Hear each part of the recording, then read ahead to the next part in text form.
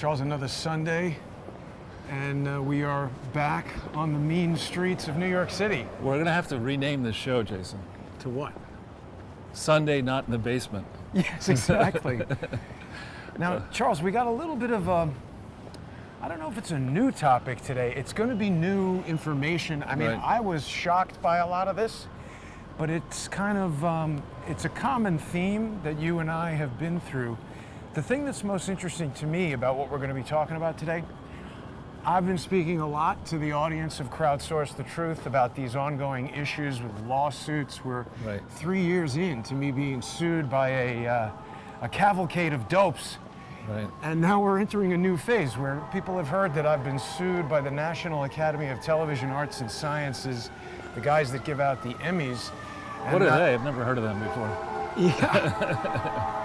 Well, part of the problem is it's been suppressing our broadcasts because before the lawsuit came about, let's see what's going on there. Just a fire. Garden variety fire. Right. It's a false alarm. So before the lawsuits came about, there was a strike on the YouTube channel, which Right. is a favorite tactic of social engineers. And as part of the effort to counteract,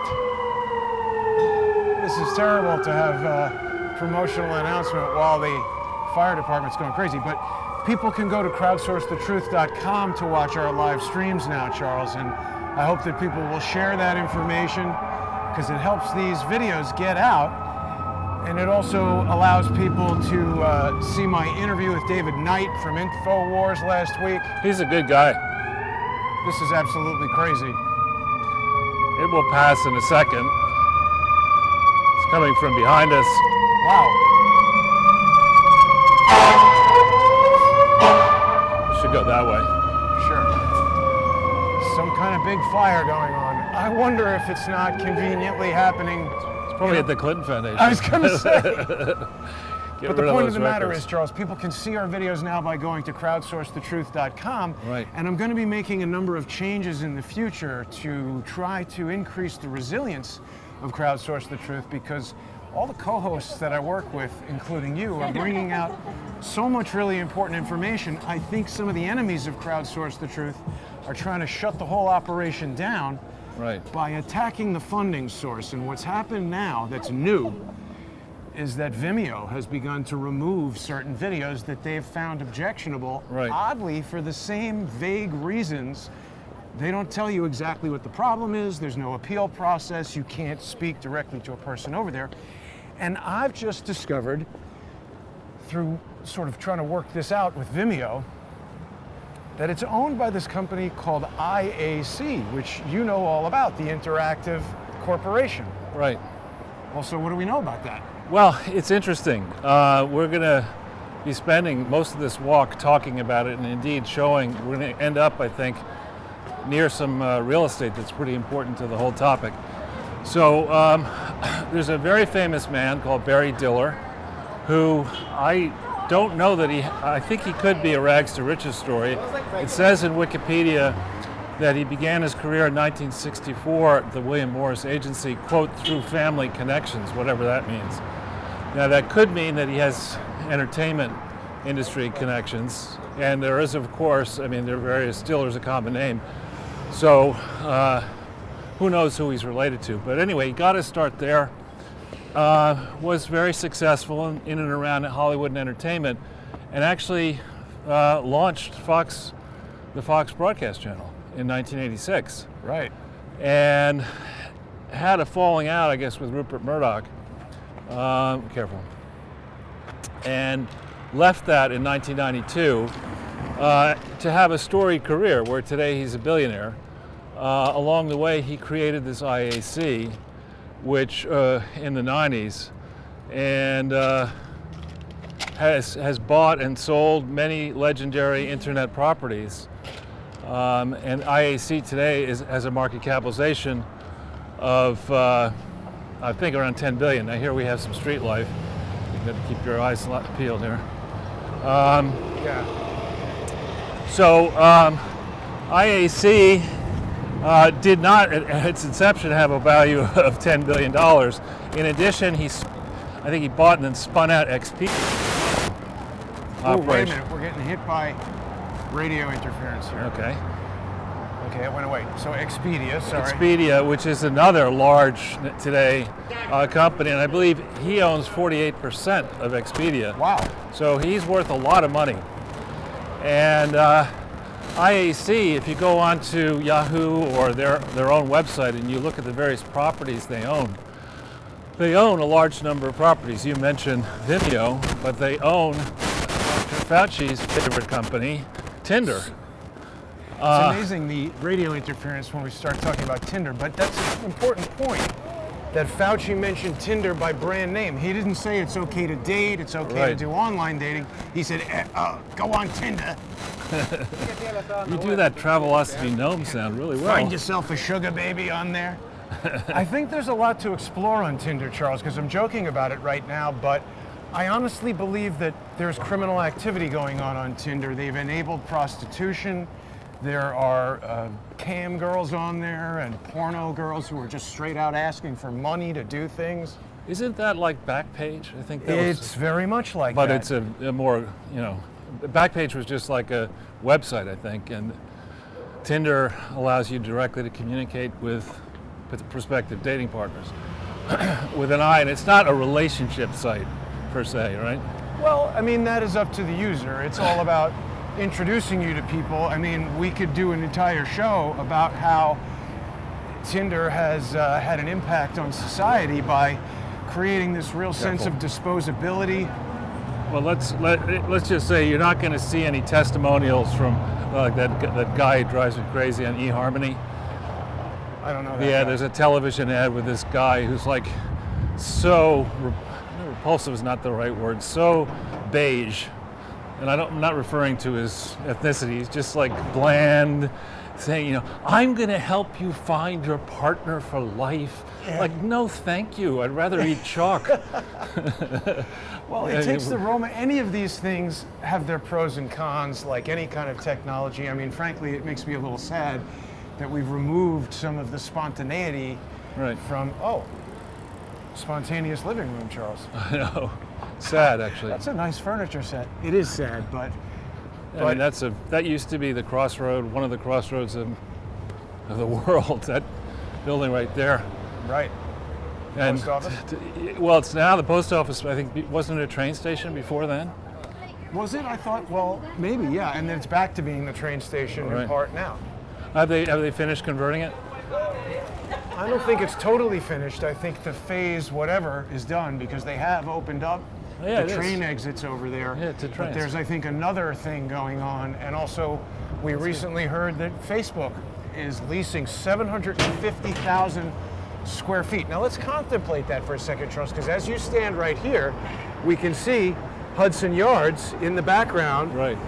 A lot of people have been talking about Google and smart cities, and we saw Eric Schmidt on the street the other day.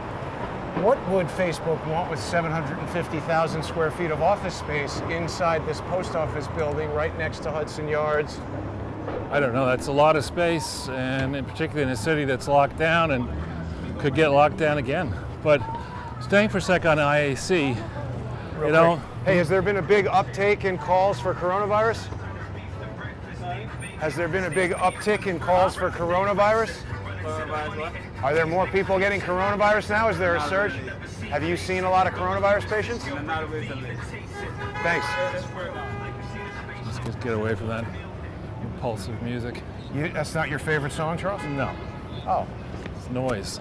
Anyway, sorry, we got distracted there for a moment. It's okay. It's okay. So Fauci loves Tinder. Fauci loves Tinder. IAC owns Vimeo.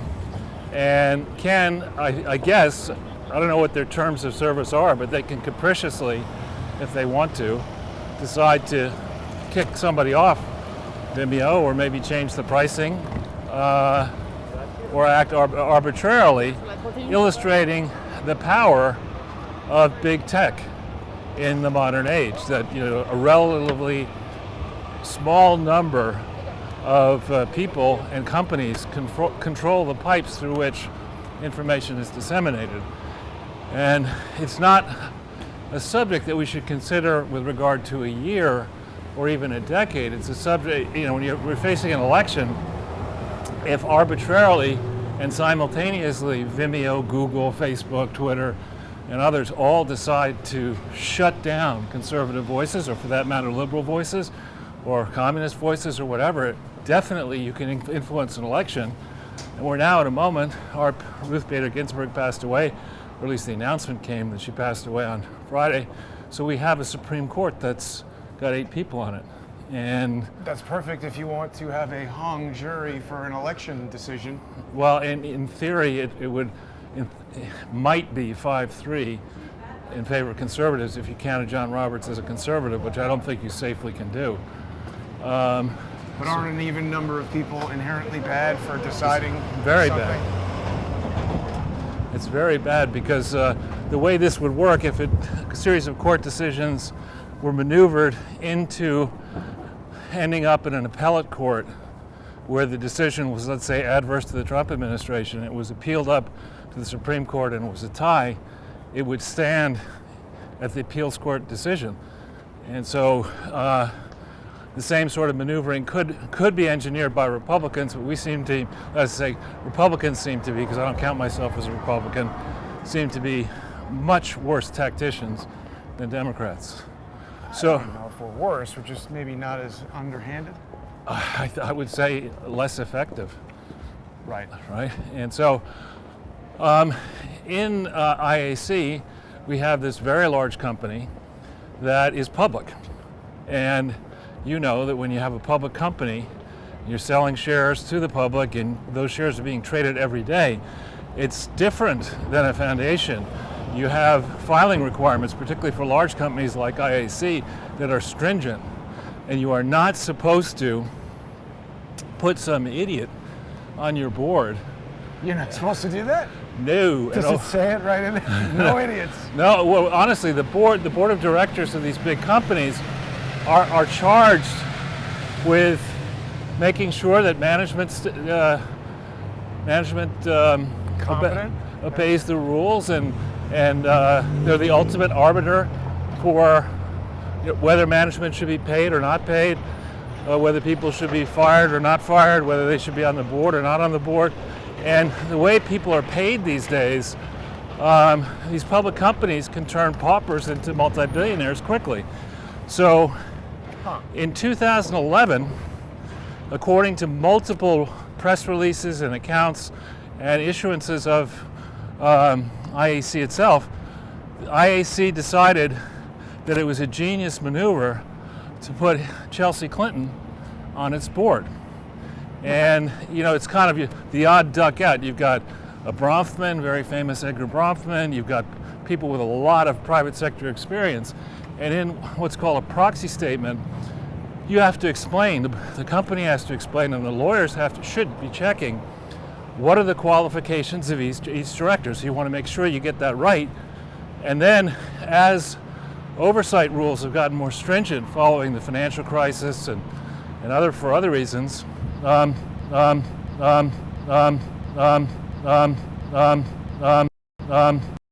That's very strange. That sound problem hit us. Here, let me just straighten this out here. That was not happening for a while.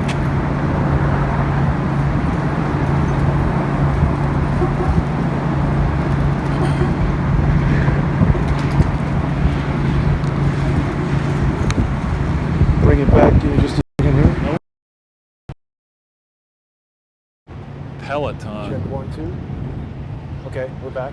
So what you didn't used to have to do this in proxy statements, say 20 years ago, but recently what you have to do is you have to explain not only the particular qualifications of a director, but you have to explain why you selected the person to be a director, what that person will bring as a contribution to the dialogue at the board of directors. So it's very important that you tell the truth. Now, It's always important to tell the truth. well, in this particular respect. And so the first description of Chelsea Clinton is gross and materially misleading and false. It claims, for example, that she joined the board of something called the Clinton Foundation in September of 2011. I think I've heard of it.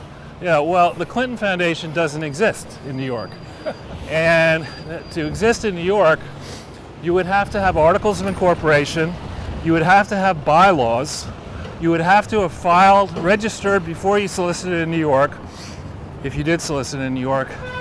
You would have to disclose truthfully not only the attributes of your entity, but any defects, if it had been paid fines or been involved in administrative proceedings, if key employees, unpaid ones like Bill, had been forced to surrender law licenses in Arkansas and at the Supreme Court for lying under oath and obstructing justice.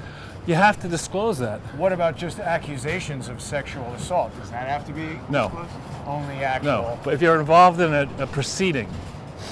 And the Clinton Foundation in New York, there's special rules that are very different. Now, of course, here the carpetbagging Clintons were used to, I think, Arkansas, which has very lenient reporting requirements for everything, and especially including foundations.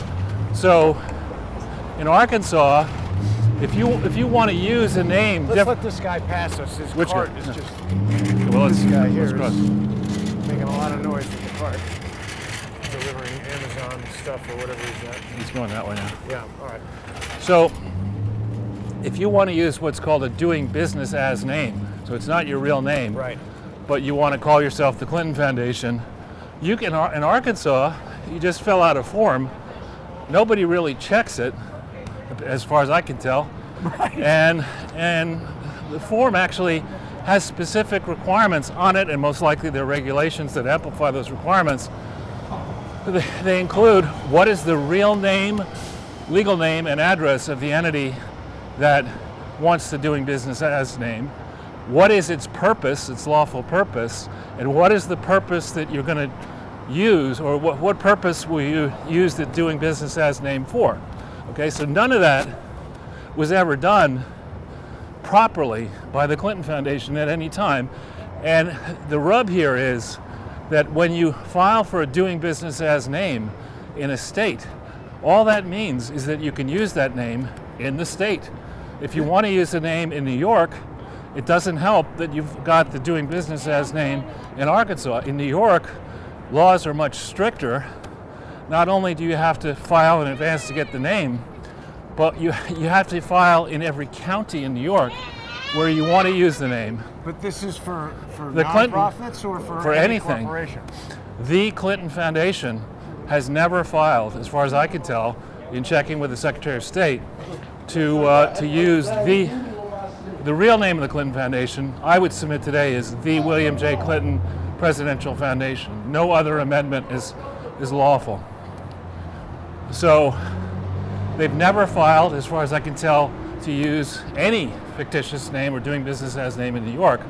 And certainly by September 26th or 27th, 2011, when IAC announced that Chelsea Clinton would join its board, the thing was a disaster, the Clinton Foundation.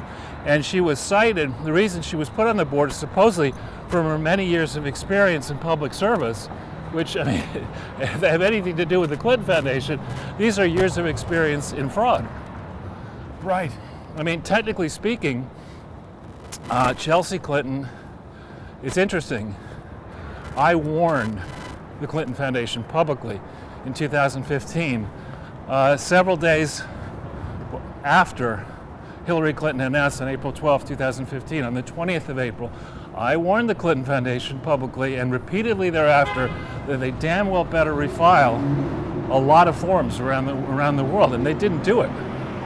So that's 2015. On November 16th, 2015, they refiled materials pertaining to 2011.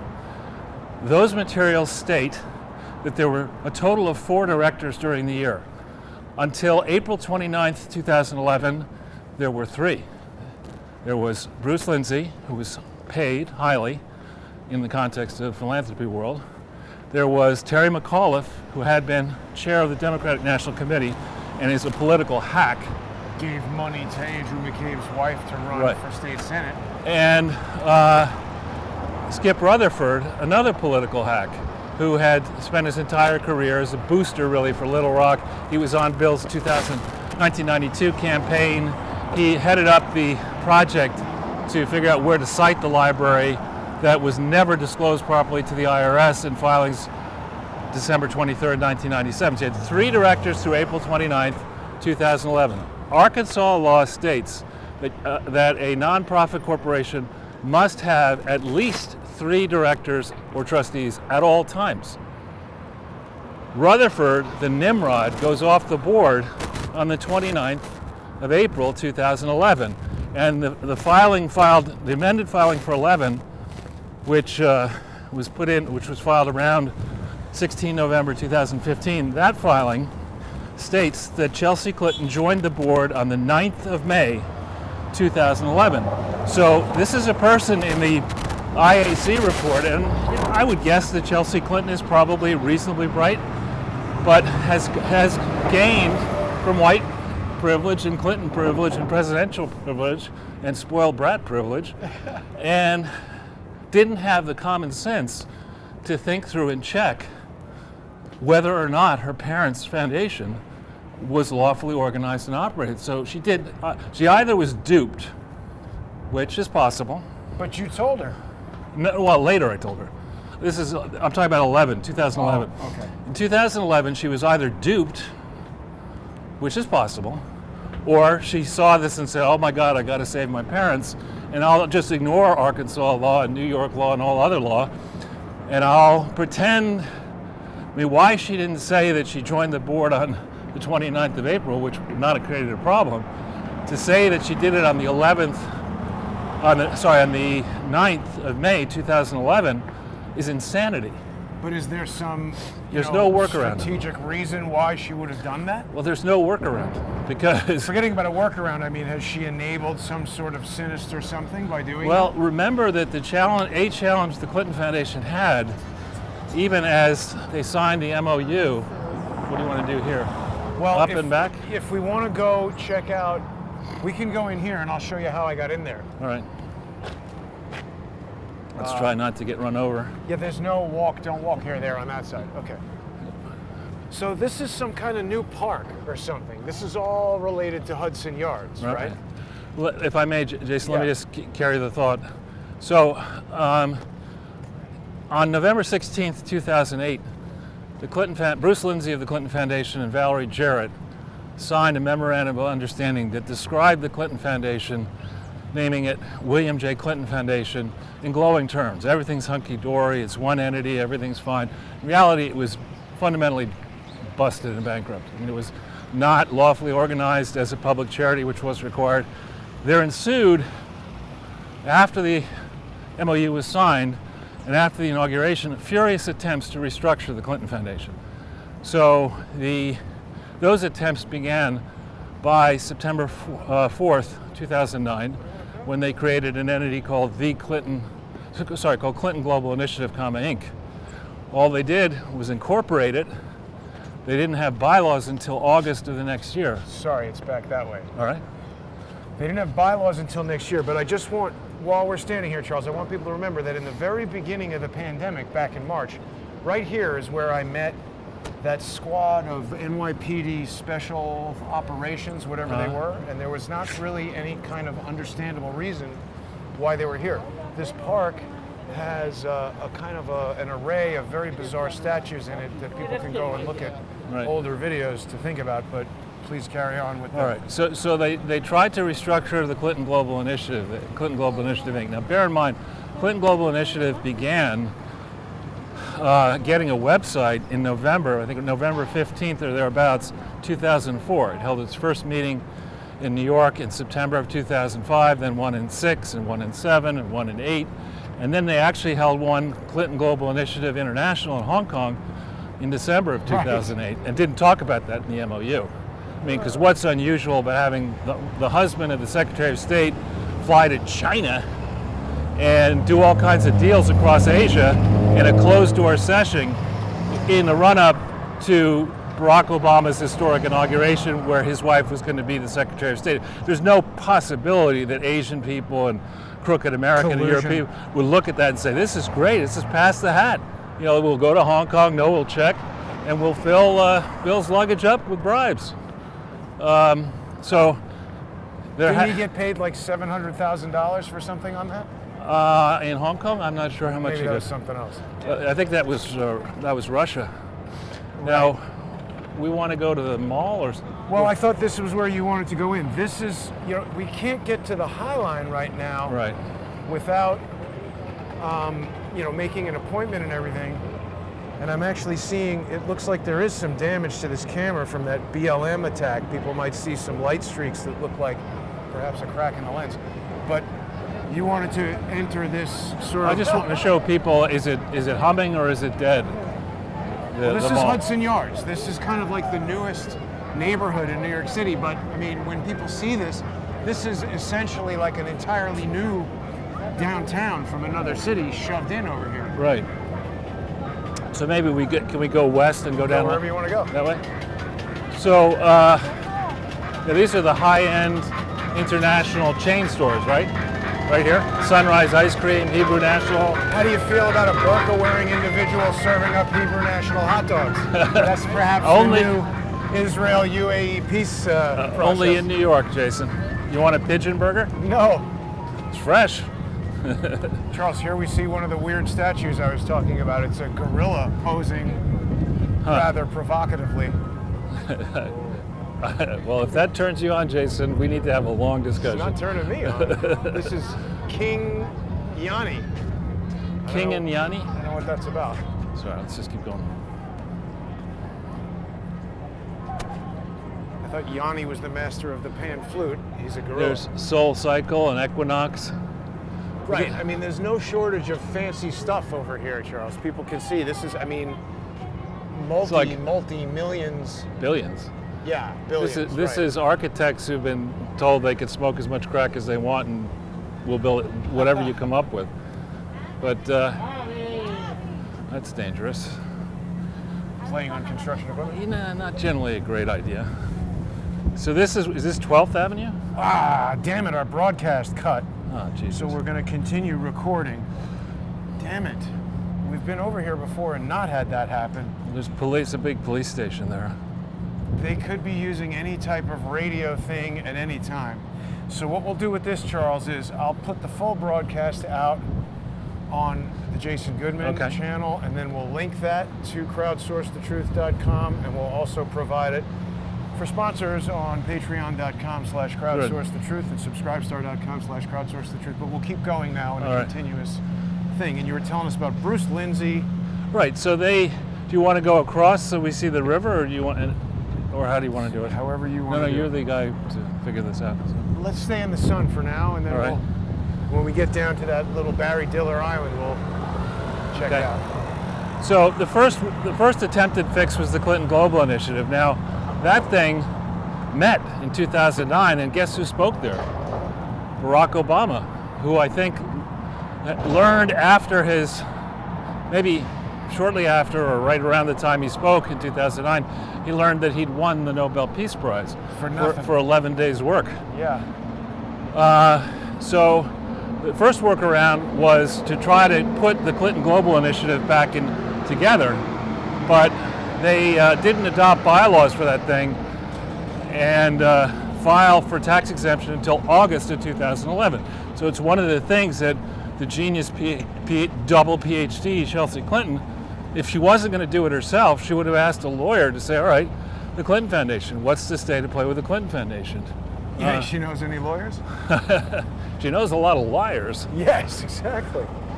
So she didn't catch, let's say she missed the state of play with the Clinton Global Initiative, which, remember, that to me is nothing more than a grifter's exchange, where you take a charity, limits attendance to pre-selected invitees.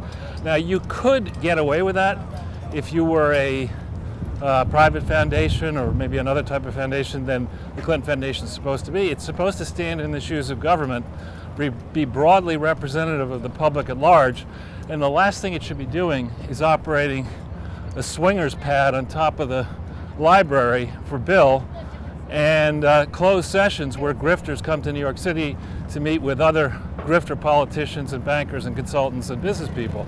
But that's exactly what they started doing by 2005. Even if you put that in the bylaws, you can't do that? You can't do that as a charity. You could do it as Teneo. You could do it as a private company. But there, what you'd have to be concerned about is the Foreign Corrupt Practices Act. Are you paying people above market to use their influence to get something from in foreign places? They're experts at that. That would seem to be what maybe when Chelsea went to Oxford to get her degree in international relations, she thought it was that thing maybe, and not. Did Chelsea get a Rhodes Scholarship? She did not. She did not. Why not? I don't know. I don't know many examples of parent, offspring Rhodes Scholars. Maybe there Really? are. I don't know of them. I'm sure That's there could be. interesting. So that's the first one that she missed, in quotes, to be charitable, as it were. The second one that she missed is the Clinton Health Access Initiative. And the problem for her on that one is that it says in the IAC release that she joined the Clinton Health Access Initiative board in September of 2011. So that's just as the Clinton Health Access Initiative was putting together its audit and its 990 filing for 2010 and 2009. So the biggest piece of the Clinton Foundation, the main Clinton Foundation, whose board she supposedly joined May 9th, 2011, was this chai. And according to the MOU, it said that chai sprang into existence in 2002. But that's not true because the main foundation never altered its controlling articles of incorporation to permit it to do anything outside a city park in Little Rock. So while the nice little piece of paper, the so-called MOU, says they were doing this stuff, confessing to charity fraud and diversion of funds, of course. The fact is that it had no authority to do any of that. And so she does her due diligence, decides to go on the board for that thing. Well, the Clinton Health Access Initiative had operations and has operations in multiple countries. By 2011, it had probably operations in at least 20 countries, if not 30. Well, that's aggressive Asian people. They met up with some people who they know. But they were sort of... He's taunting us in some way, yeah. Anyway, so she goes on the board of that thing, doesn't do her due diligence properly on that, and that thing is putting together its first completely fanciful audit. BKD works on that one, where not a single number is correct, nothing jives with the parent company financials the way they should. There's purposeful omissions, material omissions, and in addition, at this moment, they're still working very closely, Clinton's, with Ranbaxy, which is under investigation when you read Bottle of Lies, aggressive investigation by many parties, including Rod Rosenstein, while he's a U.S. attorney in Baltimore, is actually looking at this. So there's a whole bunch of problems with this thing. This genius, Chelsea, doesn't notice that there are no articles, no bylaws, there are no audits, there are no correct 990s, there are no filings with the various states and internationally. She nonetheless decides to go on the board for, quote, no compensation. Now, she does get a very fancy office. Why do you say, quote, no compensation? Because she gets a very fancy office in New York. She's flying around private, reimbursed by the Clinton Foundation. She has multiple staff people paid by these foundations. None of these people should have been employed to serve Chelsea Clinton. And about exactly 30 days following Chelsea's joining the IAC board, Simpson Thatcher gets hired to study the Clinton Foundation on October 27th, 2011. And that bill, you can see it on the WikiLeaks. Look at these guys again. I know, but let's just wait here. Yeah. The Podesta WikiLeaks. You can see it. They're just stupid kids getting high on water. Oh, that water's so pure. So the Simpson Thatcher is a very prominent law firm And the team leading the charge and studying the Clinton Foundation is Victoria Bjorklund, Bjorklund, who is the author, one of the co-authors of the famous, for those of us who are nerdy, New York Nonprofit Corporation Law, which is like a tome that goes through and has exhibits that explains the many ways in which, in general terms, the Clinton Foundation was completely operating illegally. So the person reviewing this asked for all these important documents. You can see the requests on WikiLeaks Podesta file. You can see there's a lot of correspondence. If you just punch in Bjorklund,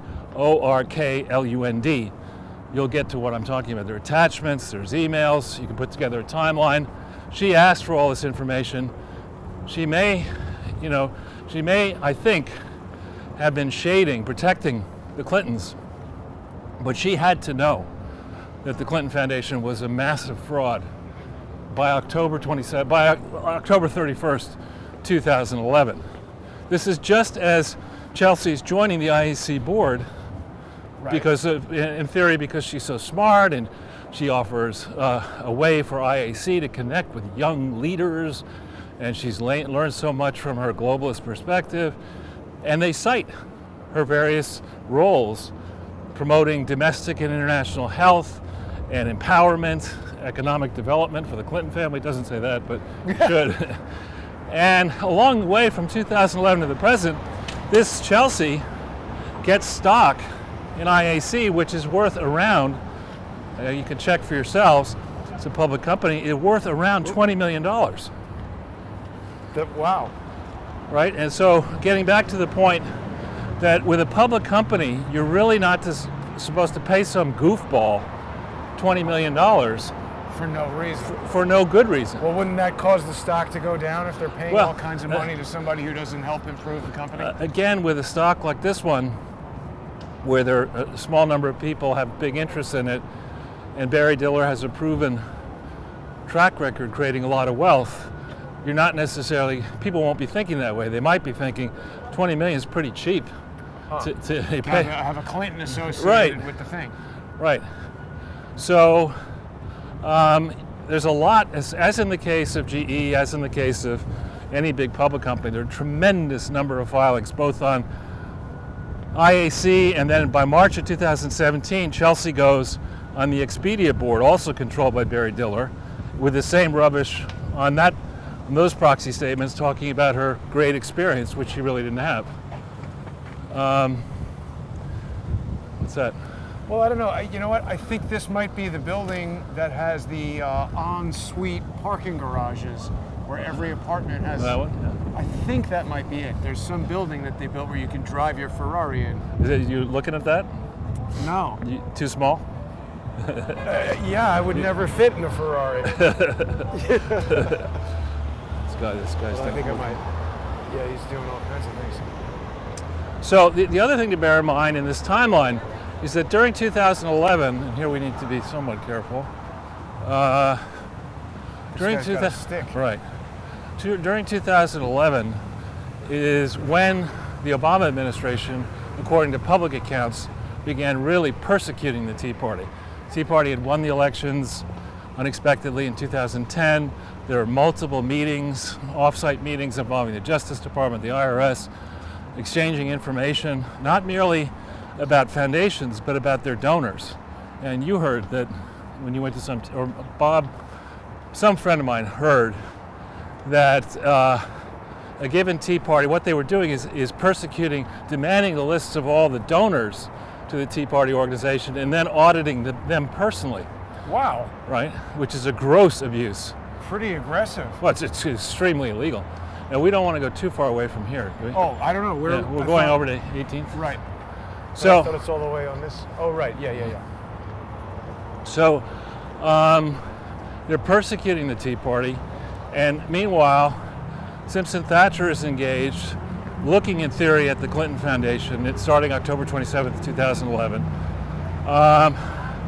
We can tell from the WikiLeaks dumps, if you misspell Simpson Thatcher's name with a T in it, you find out that they had a pre-meeting up in Chappaqua to discuss their findings without issuing a written document. Now, they may have issued a draft document and then cut it back, which is typically the way these things work.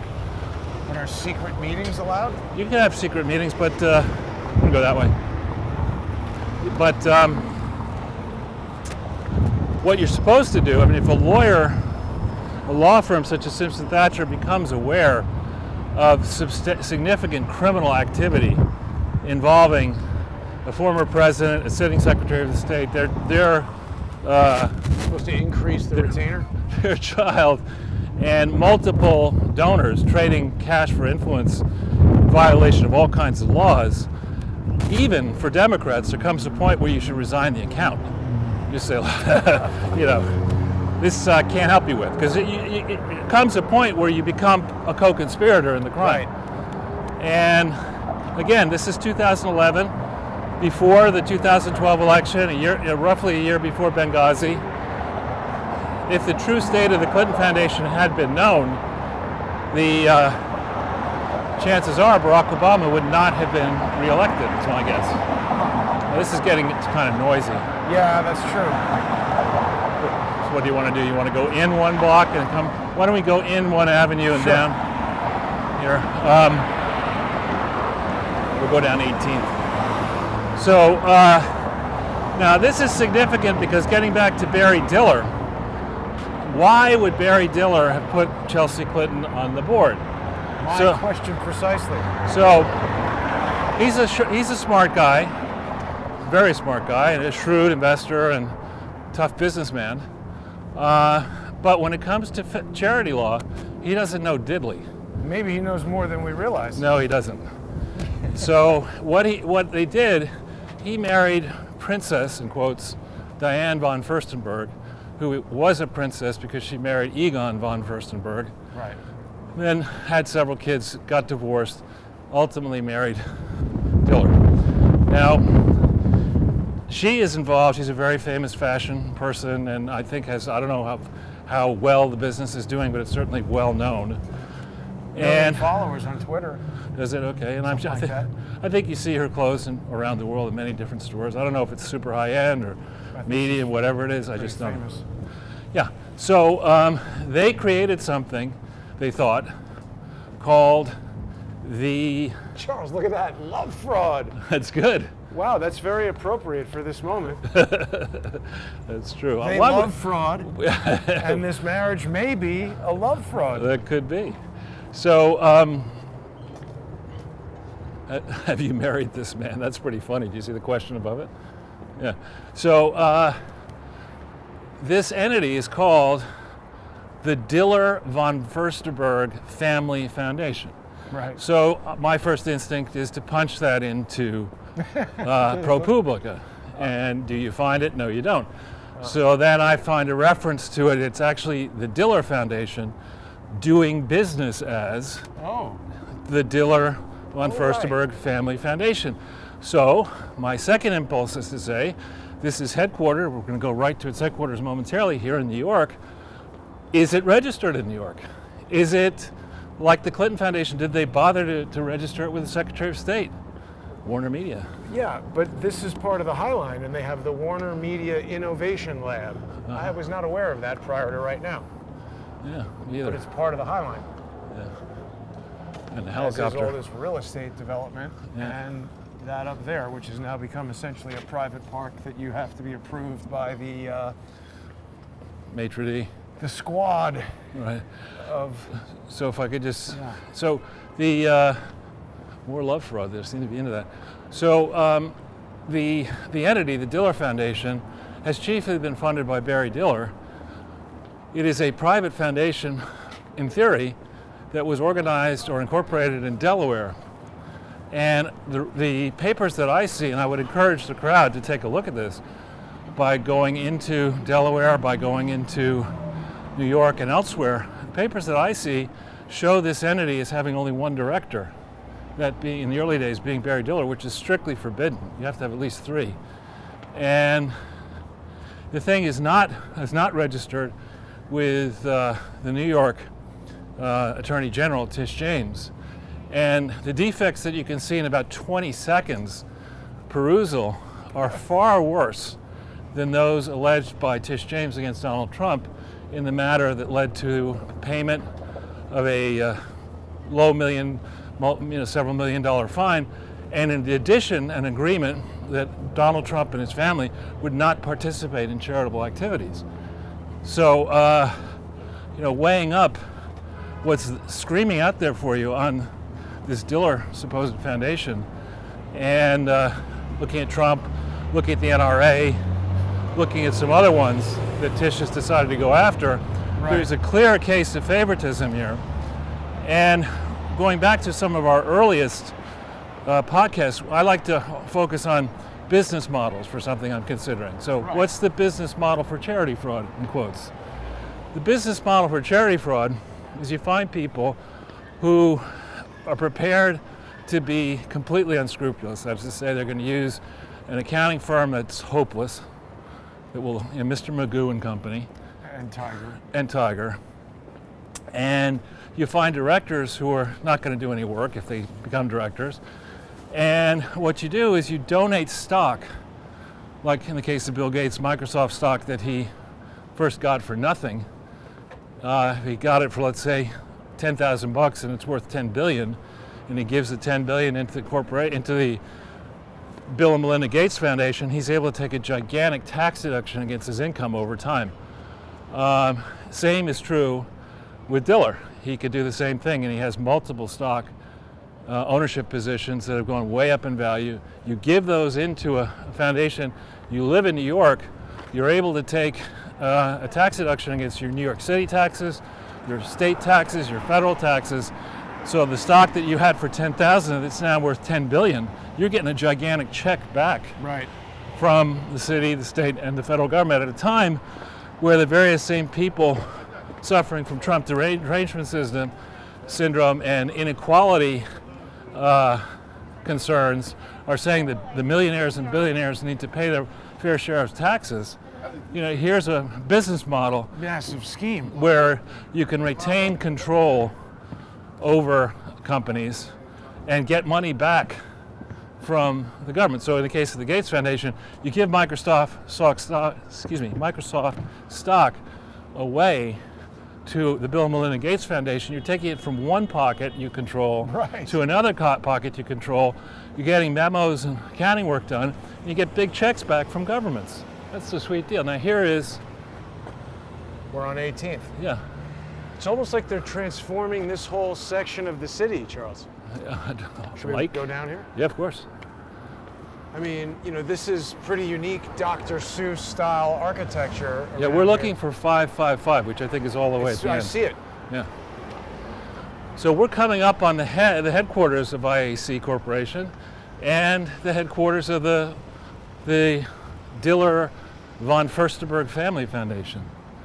And as I say, Chelsea Clinton, if she was originally put on the board by this smart guy, Diller, who personally picks all his directors for her work, charitable work, as far as working for the Clinton Foundation, she'd only worked for that since May 9th, 2011, and done a piss poor job deciding to get involved with it in the first place. And what then becomes of particular interest if you're running a real FBI is, what did Simpson Thatcher find? What did they choose to hide? Why didn't they push the Clintons to try to make it right, to try to restructure this thing properly? Because after all, what people don't seem to understand here, the Clinton Foundation doesn't just have to deal with with the laws and the regulations. They signed a binding perpetual agreement with the National Archives on November 18th, 2004, representing that the Clinton Foundation would effectively always be a public charity. That is not be controlled by a family, the Clinton family, and a bunch of political grifters. So they broke that immediately. Well, they were in, here we go, IAC. Yeah. They immediately broke that. They were in breach Now, of that agreement. I just want to say, as they signed it. no one should pursue anyone involved with IAC. No one should come here and do anything. We're just observing this building. We are not attempting to instruct or compel anyone to do anything. It's just an interesting piece of architecture. Well, I think the architect is Frank Gehry or however you pronounce his name. He's a very famous architect. This is Let's across the street and look yeah. at it. Let's go do it without getting run over, if possible. So they've added Chelsea Clinton to the board. Barry Diller did it personally. Right, and she was unqualified to be on the board, and either Diller knew about all these things and figured that if he had Chelsea on the board, that the Clintons, Hillary being the junior senator previously from New York and the putative front-running candidate in 2016, 16, that the Clintons would use their influence in New York to make sure that the New York Attorney General, Cuomo,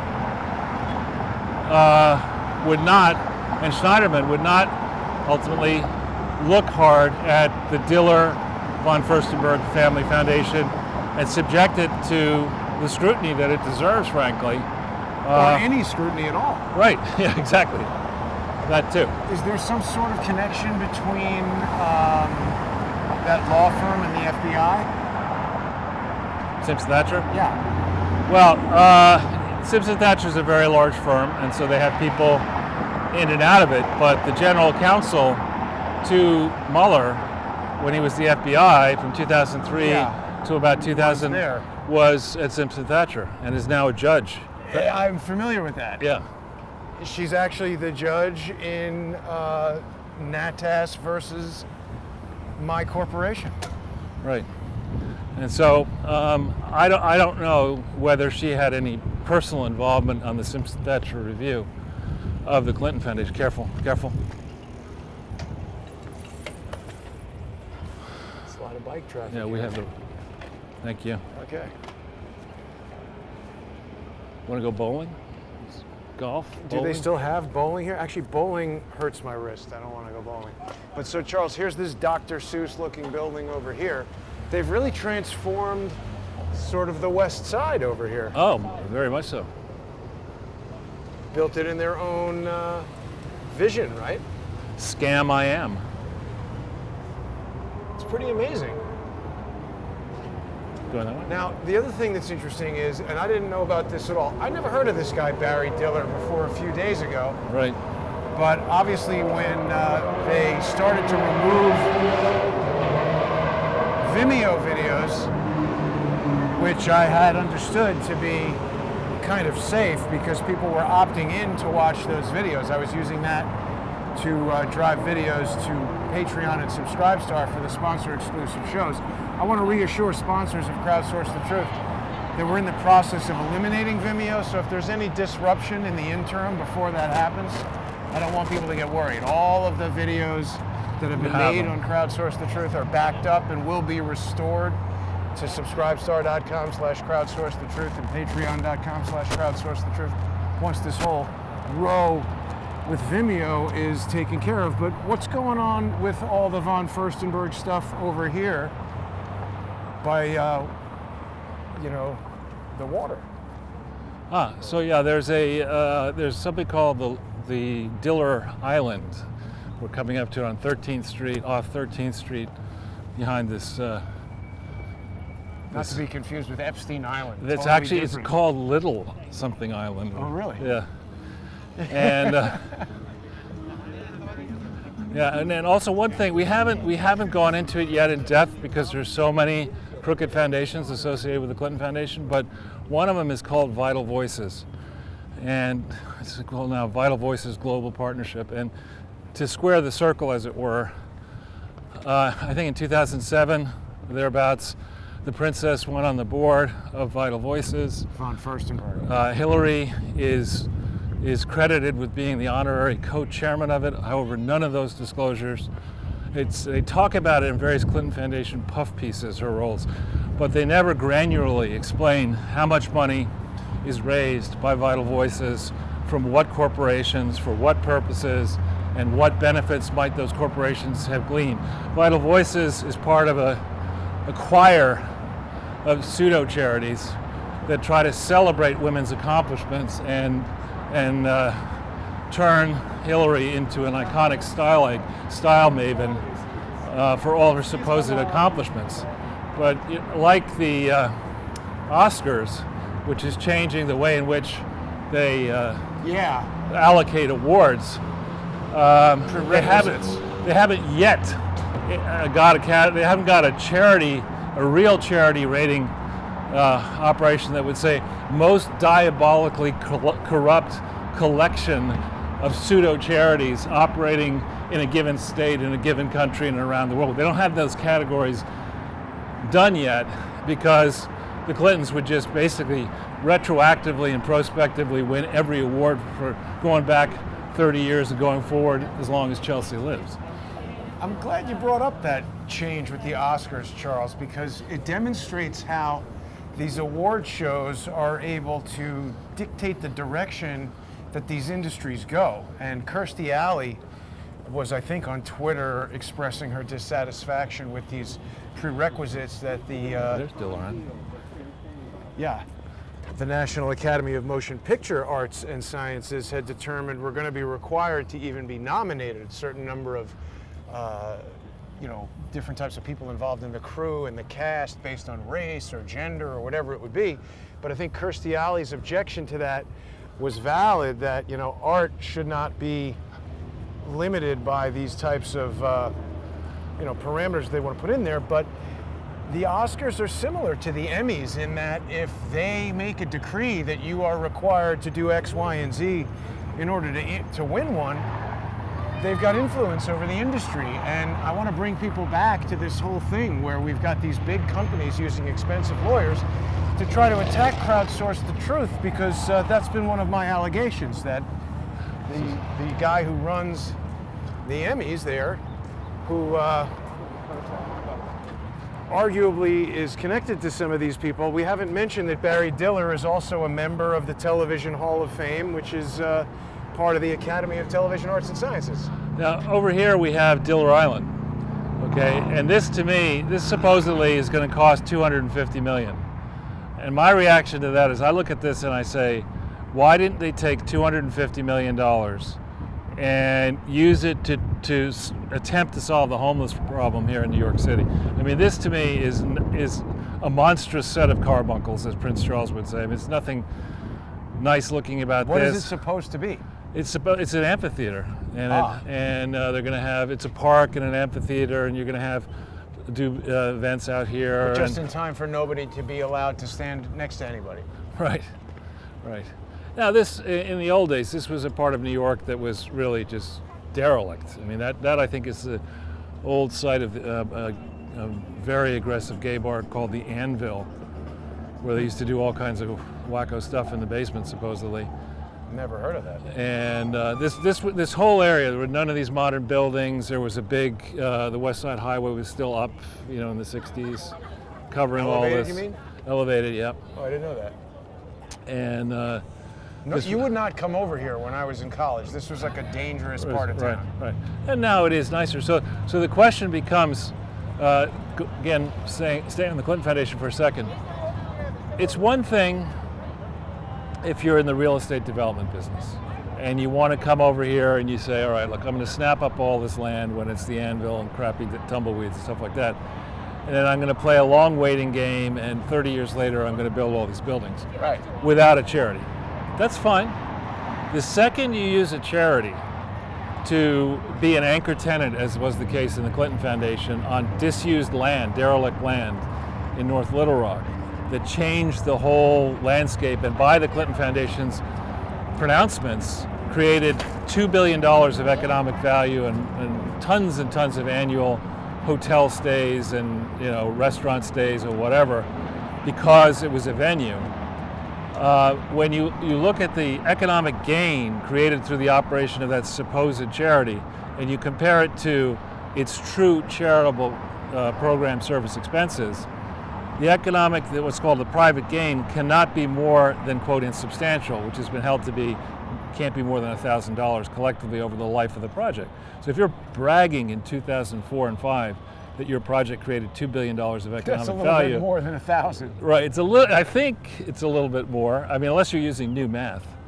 So I don't know about that. And similarly, down here, this this this Diller Foundation and this doing business as the Diller-von Furstenberg Family Foundation, I cannot yet find, and maybe that's just because I'm not looking in the right places, the detailed list of grants that this thing has made, nor can I find enough information, as in the case of the Clinton Global Initiative and the Clinton filings, to see what personal gains Diller and the people around Diller may have derived through the operation of this charity. So I think, again, all charities, particularly large charities, need to be regulated carefully. They should have an auditing firm that's different than the firm helping them, accounting firm helping them with the 990 or the PF form. They should have a truly independent board of directors. It should not be wife, stepson, business partner, whatever. It just shouldn't be that. It's got to be, and it shouldn't be politically connected people. It should be people who understand and will be independent and will take a powerful person like Barry Diller or the Clintons and say, listen, this Clinton Foundation is not meant to serve as a means for Hillary Clinton to seed her 2008 or 2016 or Chelsea's eventual political run. It's not made to be set up so that the Clinton family can have more money. Yeah, littleisland.org. .org. So that's probably a charity too. Yeah. Right? A charity, it's called a Chino. A charity in name only. Exactly. Not a khaki. And so here we are, more of this little island, which is... But I mean, they love Dr. Seuss, right? This looks like Horton would be hearing a who on there. It looks like Horton would be dropping a poo on there. So, I think, which way do you want to go? Up to you. You want to head back up? I think, why don't we head across 14th? By the way, Charles, that's the Standard Hotel there. Is that the one where the people are doing their business while everyone watches? Or is it... Yeah, that was the dust up when it first arrived, was that you could see naked people in those windows. And I bet you Harvey Weinstein used to stay there as a bet. But it's interesting that the Standard Hotel is there at the end of the High Line and connected to the High Line, and these Diller guys are on the High Line building it. Right. Why don't we talk about that? Have we spoken about how the von Furstenberg Foundation, they basically restored the High Line, right? They restored a portion of the High Line, but again, we don't yet have the kind of granular information we need to verify that that money was actually donated to a charity. We don't have the list, we don't have the amount, and all that stuff you're supposed to produce. So the filings are not complete. And that's a big problem, normally. Right. It's interesting, Charles. I mean, we see all the same people connected to these projects. Exactly. And again, when you're talking about the business model for charity fraud, in fashion, you never really know how many articles, how many garments are sold for what price. You just never know. There could be knockoff. I'm aware of a situation in India, I think it was with Reebok, where the local manager in India of the whole country's operation set up a remote plant. Oh yeah. And basically stole Reeboks, right? Well, he stole half the production and sold it on the black market. Amazing. Right. So if you could do that in one country with sneakers, you could probably do it with shirts and pants and anything. Somewhere else. The second business that's rife with potential for that kind of fraud and corruption is the entertainment business. I mean, you don't know how many tickets are sold. Well, beyond actually that, sold. I mean, you pay a particular actor $20 million. You don't know how many people that guy's been forced to hire as his manager, right. PR, agent, whatever. So that money goes all over the place. Right. Right. So here we are at 10th and 14th, waiting for the light.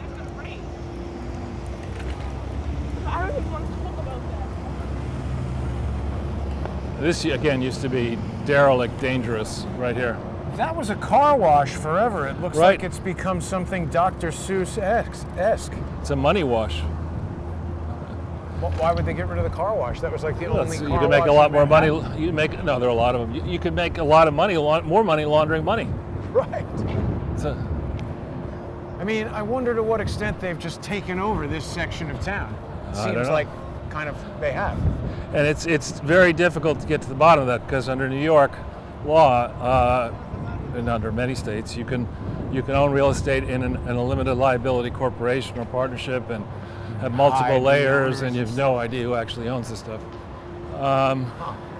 So that one seems thing like I that think would make it the most attractive business for crooks to get in. Right. Well, one thing, just continuing along this line, one of the things we talked about briefly, but maybe you can tie it together a little bit. Before, as we were getting into this, the Harvey Weinstein debacle, the Me Too and all that came to light. But what came to light right before he was fairly prosecuted and incarcerated was his practice of using not-for-profits. What? I can see. Diller-von first. Oh, there we go. Yeah, using not-for-profits to produce plays for Broadway, and mixing the operation. Fear is not an option. Fear is not an option. Oh, look, and they've got Ruth Bader Ginsburg in Right. there. Indira Are you a Gandhi. Diane von Furstenberg fan? Yeah? What do we know about Diane von Furstenberg? What? Do you know that she runs a charity that's not properly registered and she is in all kinds of stuff with the Clintons? No, I'm filming Ruth Bader Ginsburg on the wall there. Who are these people? There's Indira Gandhi. I see Michelle Obama. These are women, I guess, Diane von Furstenberg admires. Is that Bill Clinton in a dress down there? That would be perfect. I don't see Chelsea in there. But there's Michelle. Do you own a lot of Diane von Furstenberg clothing? Is it super expensive? It's got to be. It's not too bad. Compared to others, it's not so bad. All right, thanks. Thank you. Is this the main store, do you know? Ah. So this Not is a the cheap, thing. not a cheap operation. No. But there's nobody in there on Sunday. They really worked to get that Ruth Bader Ginsburg stuff up there quickly. To coordinate that. It's almost as if Yeah. Don't say it. we're, Is that Tesla there? that is Tesla. We've been down there. Should we see if it's only Well, we can. foreign buyers in there? We can, and then we can go. then I'm we'll just go trying to this get way. into Yeah, the yeah. No, I hear into you. the sun. Sure. So anyway, So Weinstein and others, instead of paying after-tax money on which they have to have income, pay taxes, give it to you as a producer to do something, they figured out a way, and have been doing this, not just Weinstein, to donate money, to have investors donate money to a regional playhouse, and have for the plays, yeah. regional playhouse put on the show, and then if it works, bring it to Broadway, and share the investors instead of the donors, instead of using after-tax money, take a tax deduction, and then you cut these complex side deals where the regional playhouse takes a cut and the investors take a cut. And there was a long article beginning to investigate saying, is that crooked? I mean, is that legitimate? And I Is don't it? think I don't think it is. No. nobody's buying Teslas today, Charles. Yeah, I don't think anybody's buying much of anything. But the stock still goes up. That it does. They got a lot of schemes. It's like no end to the schemes. Yeah. And then down here, this used to be a part of New York City where you just did not walk. Well, it was at the meatpacking district. Right. Well, and then they got rid of the meatpacking. And then it was derelict for a while, and then it became fancy. I remember in the early 60s when they were still meatpacking, and I remember there used to be on 14th Street. Even in the 90s they were. In fact, I was going to say in '82, when I got married January 9th, 1982, we had a bachelor party on January 7th. And I knew of over there on 14th Street, there was a place where you could get cases of beer. Those were the days when I drank beer. Yeah. And cold cuts and bulk and all this kind of stuff. And so we got a bunch of beer and cheap champagne and all kinds of stuff over here, and definitely didn't come over here. Yeah. But a lot of this even, oh wait, Charles, these hands are back. Yeah, that's the same. Those are people we saw before. As a So, I guest. mean, a lot of these fancy places have now gone belly up. Yeah, exactly. Oh, the post office. I didn't realize we had a post office here. They better defund the post office. Why does the post office need a post office there? Well, for all these stores. I guess. But this is a major improvement from when I was a child. I mean, this is, I wouldn't want to live over here or work over here, but it's certainly a lot better than it used to be. Yeah. So Jason, I think this is an important week. I mean, we're now on September 20th. Multiple times Barr has said that before the end of summer, he expects something out of Durham. 2 days, Charles. Not 2 days. End of summer is tonight. Isn't it the 22nd? No, first. Oh, well, so what is Barr doing? He lied to us. Well, I don't know if he lied, but the point is something has got to happen soon on that front.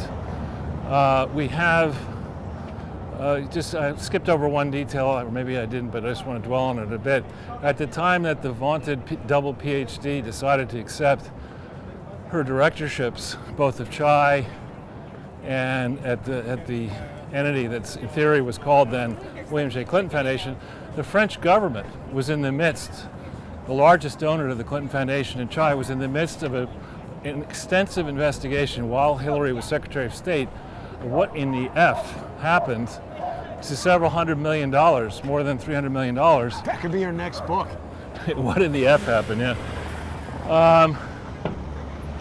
And you would have thought, I mean, if you were, people I know who are wealthy and whose parents were prominent government figures, whenever a large directorship or some position of responsibility was offered to the child, teams of lawyers and accountants would check it out. To make sure there's no conflict. Right, and the third that Chelsea was insisted on being on the board of, that dog is racist. They don't like scooters. There's one black dog and one white dog living in harmony. Ebony and ivory.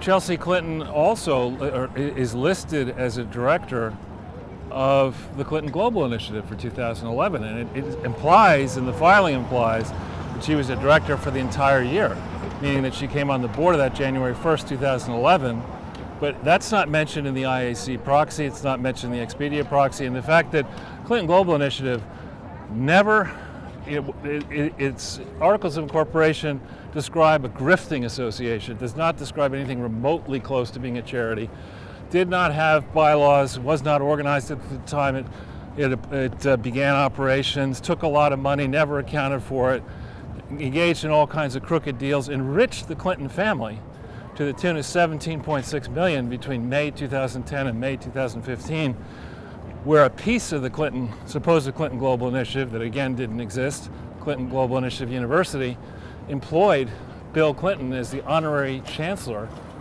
of laureate education or laureate universities, and paid him $17.6 million, a bunch while Hillary was Secretary of State, and in a position to shape the degree to which foreign governments might have gone after this for-profit university fraud. None of that's disclosed anywhere. No audits for the Clinton Global Initiative. And here's Barry Diller saying, the reason I'm picking this 31-year-old, or whatever she was at the time, Your business, Charles. I'm not supposed to interrupt you when I see stuff like that. It's all hemped out. It's out of wait hemp. a second, before we leave, I just want for a moment to contemplate as we leave the von Furstenberg neighborhood and cross over, immediately everything is kind of out of business. Right. Yeah, this is really, nothing has changed here on this side of the avenue. It's more or less the same old. So here's Barry Diller, who's supposed to be smart enough and a good seasoned business person to figure out that Chelsea can contribute something. Remember I told you that Simpson Thacher was hired October 27th, 2011 to study the Clinton Foundation. What else happened on October 27th, 2011? I don't know. Supposedly the Diller-von Furstenberg Foundation announced a $20 million gift to Highline. Ah, But right. the problem is it hadn't been formed by that point, according to the papers that are on ProPublica. Their charity had. Yeah.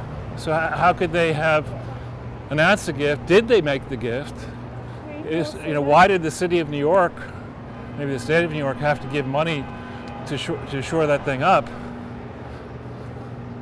Huh. What? This is, I think, doesn't Chelsea Clinton have an interest in this thing too? Istanbul Grill? No, Full of Bull Grill. I don't know. The Full of Bull Grill. Where does it say that? Oh, It doesn't. Istanbul Fullable. Yeah. Wait a minute. Now, you were just asking a question about something before that. The Highline. So I used to get mail from something called Friends of the Highline. yeah, Friends of the Highline. And I can't remember if they wanted money. Money. Or I think they wanted money. Yeah, it would be a shock if they didn't.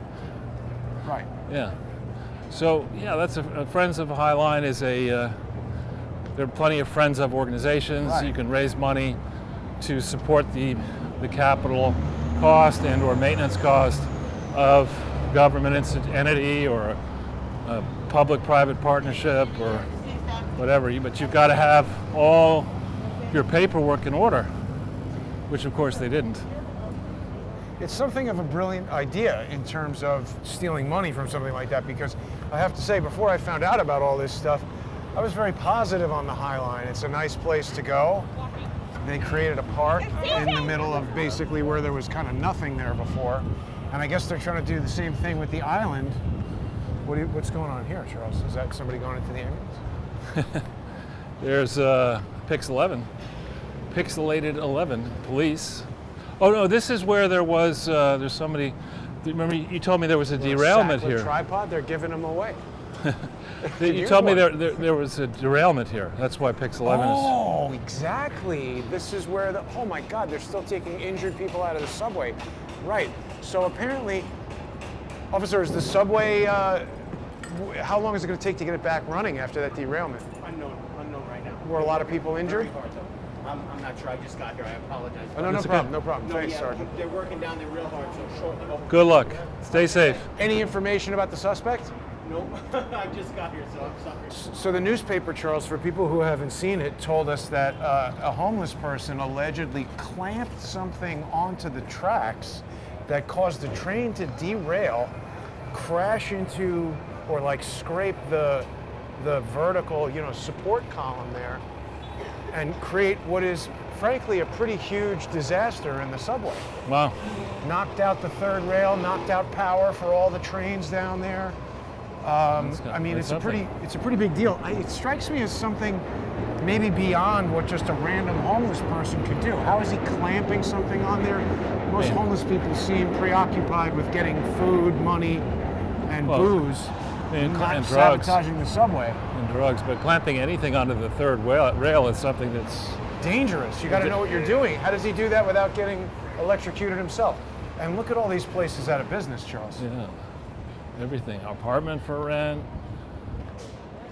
The So, the crooked knife. You know what? A friend of mine knows the person who owns this. He's mentioned it, but I've never It's been open. in there. Yeah, I've never been in there. Well, yeah, I forgot about that. I wonder if those fire trucks were heading over there earlier. That Probably. is very possible. It seems like that accident happened just a little while before we started. I meant to bring that up.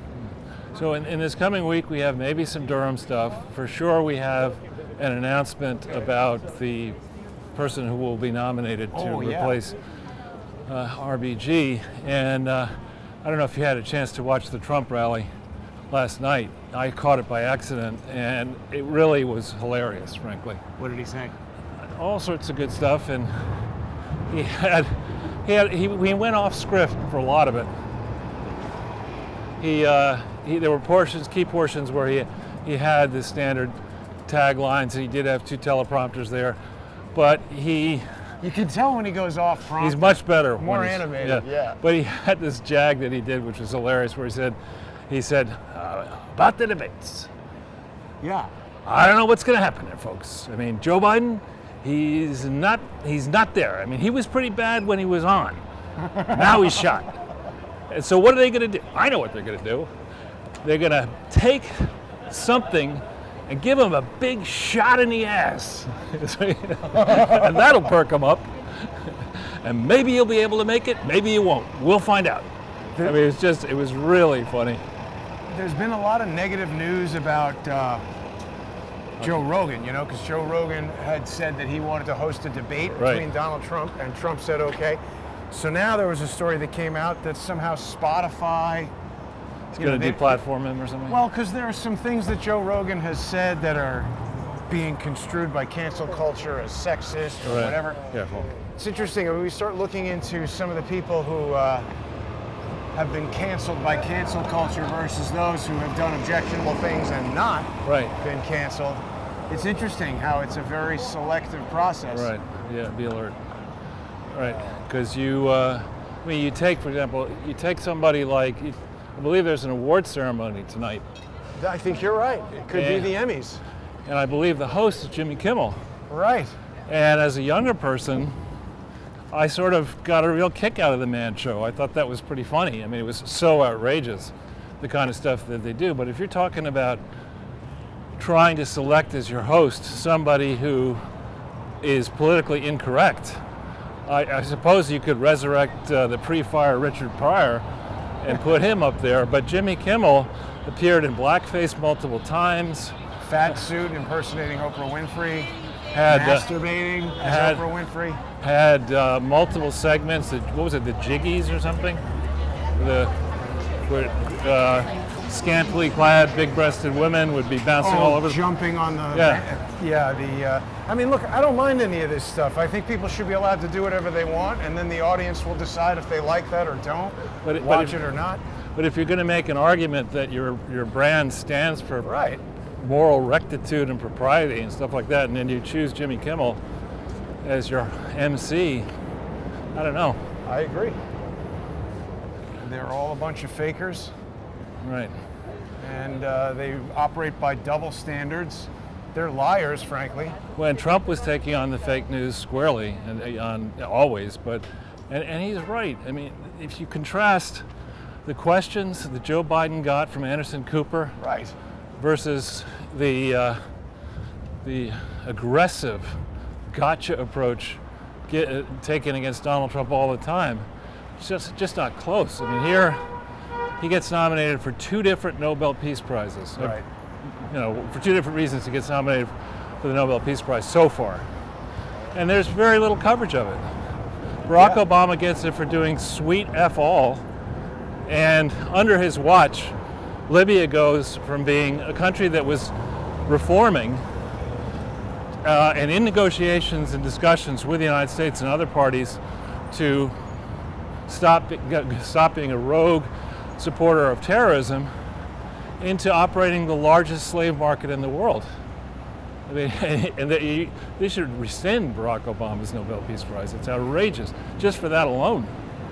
Charles, we may be walking through the largest economic slave market in the world soon to be. I hope that people are noticing what I'm noticing, which is the stark contrast between this part of New York, which we're getting very close to the neighborhood where I live, and the neighborhood we were just in, which has basically been totally refashioned in the image of the Diller-von Furstenberg. That was globalist funny, that woman elites. At the dog in the baby carriage. Yeah, but like it's a pretty stark contrast, wouldn't you say? It is. We leave that Dr. Seuss world, and where everything is under construction and some fancy, expensive corporate headquarters store. This used to be Wachovia Bank, and then it was, I thought, Wells Fargo, wasn't it? It's a Wachovia sign that was. Well, Wells Fargo bought Wachovia, didn't it? I guess. But so I mean, this has gone from something that was going to be a branch to now it's out of business. This thing is gonzo alonzo, not just temporarily. I think all pan quotidians, at least the ones that I've seen, have been closed. Love your French accent. Sorry. That's the New York version. That's Fabien will happily. Pan quotidian. That's with an N at the end of it. Yeah. Yeah, heavy N. It's at least if I'm not trying, then at least I can't be blamed for doing it badly. You do a better job than I would have done. But I mean, that's the deal. If you're over here, you're, you know. Well, I think this is to be nice. I mean, this is a nice part of New York, and but it's been graffitied and Right. burned and smashed and all kinds of stuff. Right, and that's before we get into what the Nimrods in the city government and the state government want to do by way of increasing taxes and regulation. And Well, what about that? So people living over here with all the businesses closed are going to have to pay increased tax. I just paid a bunch of taxes, and people over there in Dr. Seuss land are having all kinds of fraudulent tax schemes to save their billions. right, And arguably behaving unfairly to shut down Vimeo accounts of their political opponents, striking YouTube videos Right. of their political opponents, awarding Emmys to people who promote the conspiracy theories that they like Donald Trump colluded with Russia. No evidence of that. right. Trying to enjoin me from talking about conspiracy theories they dislike. Anyway, I won't go into those because I know you don't like talking about them, but the point of the matter is, when there's evidence, they ignore it. Right.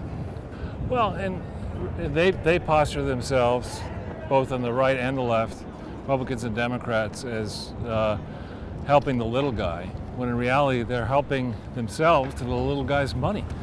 That's right. So Bill in particular and Hillary and now Chelsea and Kissinger and David Rockefeller when he was alive and others like him concoct all these globalist schemes that sound fantastic. I mean, who isn't for clean water and clean air and arresting the negative impact of natural disasters and trying to alleviate poverty? And of course people are for that.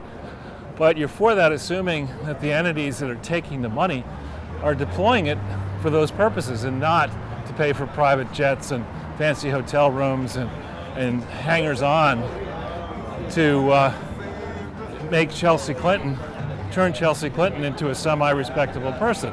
She's getting favor after favor after favor, and literally she got the IAC job for her supposed good works at the Clinton Foundation, where she never did any real good works, at least Right. for very long. Which brings me to a closing point. I don't particularly care to know about somebody's sexual orientation. I'm just not interested. But I think given what has happened in this city to people in the fashion industry, to people in the entertainment industry who are gay and who got HIV and then quickly AIDS, it strikes me that if you are operating in those industries, whether you're straight or gay or bisexual, whatever, you should care deeply that a supposed charity whose work you praise may have been involved distributing adulterated drugs You'd think. that kill people around the world, but particularly people who happen to be brown-skinned in Asia, in Africa, and elsewhere. That company is called Ranbaxy.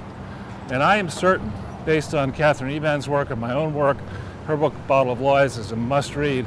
I am certain that the Clinton Foundation knowingly distributed harmful drugs that not only killed people and maimed people and harmed people, but may have created a set of conditions increasing resistance to more effective drugs that are then going to come in to maybe solve the problem in later years, as Catherine Eban explains in her excellent book. Medical And resistance or political resistance? medical resistance. So she goes through a long explanation. I won't try to do walking, but just read her book about how if you send the wrong type of drugs into a population, it's going to change the way the population reacts to drugs generally. And then as a new set of drugs come in, you're going to be resistant to those drugs. You mean their attitudes will be resistant, No. or their physical bodies? Their physical bodies. Wow. And there's a high end estimate of the damage that may have been caused by Ranbaxy and others doing this that runs, I think, to like 10 million people per year may die around the world in the future, because it's a very high number.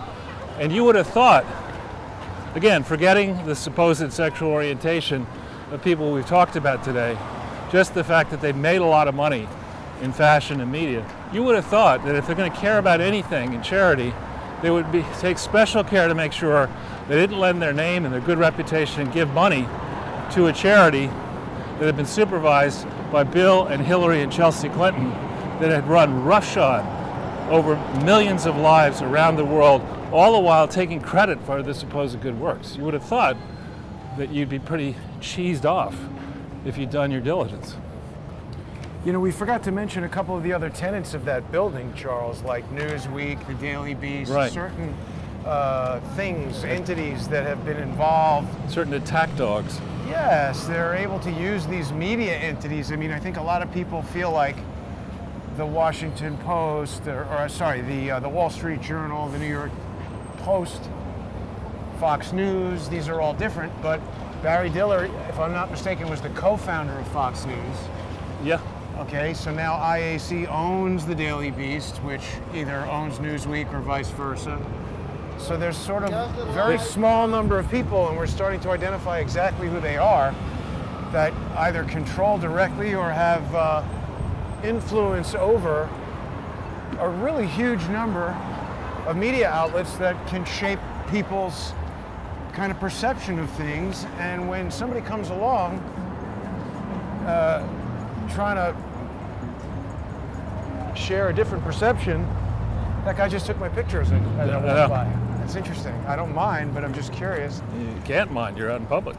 No, I'm not going to tell him not to do it, but you know, given that he wasn't taking pictures until I walked up and then he did, that's interesting. The podcasting is interesting. Well, I hope that's all that it is, but you know, there's somebody who put out a false statement about, attributed a false quote to me, rather inflammatory, and posted my home address, I suspect in an effort to incite violence against me. Do we want to end here? Or? Yeah, we can end right here, but you know, I wanted to say, I have a number of articles in here about, well, should we talk about Mr. Diller's Twitter? Sure. Because it's really interesting. I found him on Twitter, and really what's more interesting is the people who he's following. He's following a lot of stuff in New Mexico, which, didn't Jeffrey Epstein have a ranch in New Mexico? A large ranch. I'm not saying those are related at all, but that's just a coincidence. He's very interested in nuclear power. Isn't Bill Gates doing something now with nuclear power? I don't know, maybe. I'm not sure what his interest is in nuclear power, but I suspect after he learns that I've followed him on Twitter, much like Anthony Fauci's daughter, he's likely to immediately block me. So I would guess so. I wanted to show people these various Twitter accounts that Barry Diller is following. He's obviously quite interested in. Project on Government Oversight. That's a good idea, maybe. Radioactive Blog. A bunch of people who I don't know who they are. But this is all public information on his Twitter account, at least it was as of earlier. Well, what we're going to do on Wednesday, weather permitting and time permitting, is we're going to be going back into some of these details in studio so that people can see the forms they've been talking about and do the research themselves. But it certainly looks to me as if there's a lot of monkey business here with IAC. With IAC, unfortunately for them, they have made multiple public pronouncements describing Chelsea Clinton's supposed good works in at least, I think, 9 separate proxy statements, maybe 10 separate proxy statements. So we're going to check those entries for their veracity. We're going to check to see what they may have omitted that's been false and materially misleading. This is the kind of stuff that I brought to the attention of the SEC when I was looking at General Electric. You know, if you're going to go and say the reason you want to invest in this company is that I've got this enlightened board that's connected to the future because it's got Chelsea Clinton on the board, and you should like her perspectives because of all of her great work, and she's supposedly keenly smart, according to the entry, and she appears to have either been duped or willingly cooperated in perpetuating a fraud about a foundation with her name in it. I should mention, the Clinton Foundation is meant to be, as was CHI, as was, I think, Clinton Global Initiative, and as was Alliance for a Healthier Generation, all meant to be what are called public charities. These are supposed to stand in the shoes of government. They cannot be controlled by a family. They're supposed to have a representative board. And from the 2nd of November 2015 to present, the main foundation has had bylaws which, if they were lawful and bit, would give control of the entity to the Clinton family, which is strictly illegal. That's a big caveat, if they were lawful. If they were, with regard to the Clinton Foundation. I mean, you see, the issue is you have the original bylaws, and then in the subsequent amendments, you have this weasel language that says any amendments will take place assuming they comply with the law and other portions of the document, and these don't. So you could take the position that the subsequent amendments never went into effect and the only thing that operates are the original ones. You could try to take that position. I think she was just wandering around. But there's a right mess here. Simpson and Thatcher either studied it or didn't study it carefully. And in 2011, when they did a lot of their work, Mark Masvinsky, Chelsea's husband, was trying to raise a hedge fund at the same time. So I think there's a lot of work that was done by Simpson Thatcher. They may not have billed the Clinton Foundation or the Clintons personally for it. That had nothing to do with the Clinton Foundation and should not have been done. And I think people knew as far back as 2011, indeed I think they knew back by October 23rd, 1997, that this Clinton Foundation was merely to be a grifting machine to raise enough money to pay off their legal bills and ultimately then to subsidize the post-presidency of the Clinton family. So with that, we will dig into that some more. And I hope that people watching will go and visit crowdsourcethetruth.com. People can check out my interview with David Knight from earlier this week. It was on InfoWars. People can see it on crowdsourcethetruth.com. They can also check out the sponsorship opportunities below that counter lawfare fund there. I've added some more sponsorship opportunities, and I'm going to be adding some new gifts for the premium sponsors there, and I'll be announcing that later in the week. But a lot of strange stuff going on at that Interactive Corp. Mighty coincidental when they started sort of removing my Vimeo videos. So we're going to have a solution for that very soon for the sponsors. I want to thank all the generous sponsors that make every show on Crowdsource the Truth possible. And I hope people will watch this instead of the Emmys tonight. Thanks for watching, everybody. Have a great night.